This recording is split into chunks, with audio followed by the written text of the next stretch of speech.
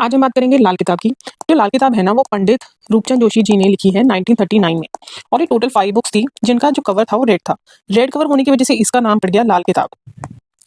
जो लाल किताब है वो वैदिक एस्ट्रोलॉजी से थोड़ी सी डिफरेंट है। डिफरेंट ऐसे है कि जो वैदिक एस्ट्रोलॉजी है उसमें बहुत सारे चार्ट्स हैं, डिविजनल चार्ट्स हैं, दशाज हैं। दशा लाल किताब की भी होती है, पर फिर भी ये जो वैदिक एस्ट्रोलॉजी बहुत ज़्यादा लेंथी प्रोसेस है एंड नेवर एंडिंग है।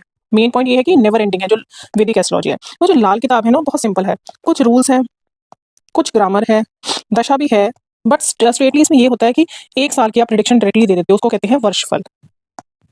जो वर्षफल होता है उसमें हम 1 साल की प्रिडिक्शन देते हैं। 1 साल की प्रिडिक्शन, कुछ ग्रामर, नॉर्मल प्लैनेट्स, और उसमें कोई भी राशि नहीं होती। जो भी हम हाउसेस देखते हैं, सिंपल कालपुरुष की कुंडली सबकी बनती है। तो ये सबसे पहले फेमस हुई सिर्फ सिंपलिसिटी की वजह से कि सिंपल बहुत है।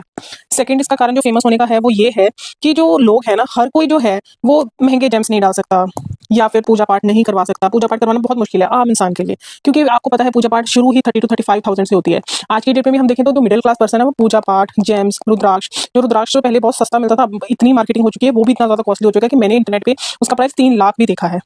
ऐसा रुद्राक्ष का प्राइस पहले का भी इतना ज्यादा था नहीं। तो पहले इस चीज के लिए फेमस हुआ कि इसके जो उपाय हैं वो बहुत ही ज्यादा सिंपल है और बहुत ही ज्यादा उनकी जो प्राइस है वो बहुत ज्यादा कम है। अब इसका जो रेमेडीज है उसकी प्राइस कम है भी ये बहुत सिंपल पढ़ने में।